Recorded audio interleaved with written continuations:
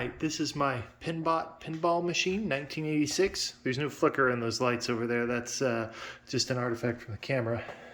Overall, this machine is in good to excellent condition.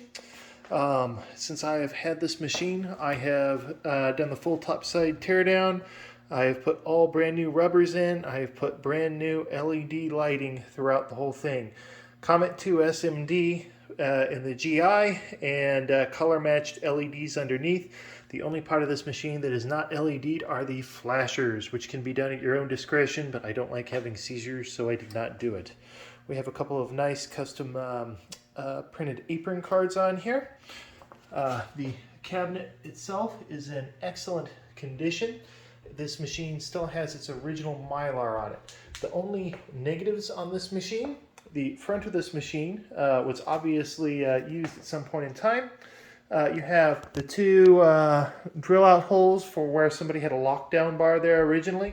If that's bothering you, you can pull those out, fill it, paint it black. And this is not the original coin door. I do not know where that is from, but it works fine. And the lockdown bar on this, you can buy a brand new lockdown bar if you want, but if it's in the home environment, you can just set it on there and it'll stay just fine. When I say lockdown bar, that's the metal piece that goes here. On the playfield itself, overall, there is little to no wear on the playfield itself. It is in excellent condition with the factory Mylar. When I say that it's in excellent condition, there is very, very little wear on the playfield paint itself. The only exception being down there, you can see there's a tiny little bit down there by that hole. The Mylar itself is a little bit lifty in a couple of places. It's still smooth to the touch. It's kind of hard to capture on camera. Some people will pull the Mylar off of these machines. I personally did not on this, but the paint is flawless underneath so far as I can tell. I did put new plastics on this machine as well. I neglected to mention earlier, and that wasn't cheap. On the playfield itself, like I said, the little bits of Mylar, they're lifting a little bit.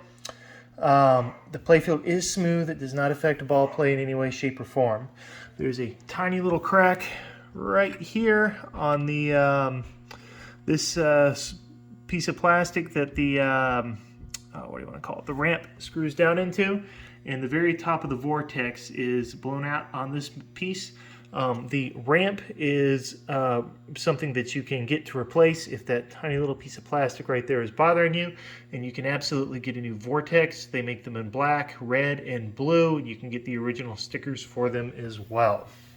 Overall, fantastic, fun machine. I've had a lot of fun with.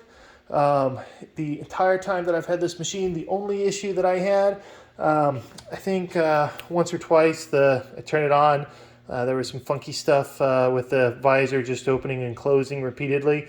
After doing some troubleshooting, I figured out that the switch connectors were loose in the back box. Unplugged them, plugged them back in.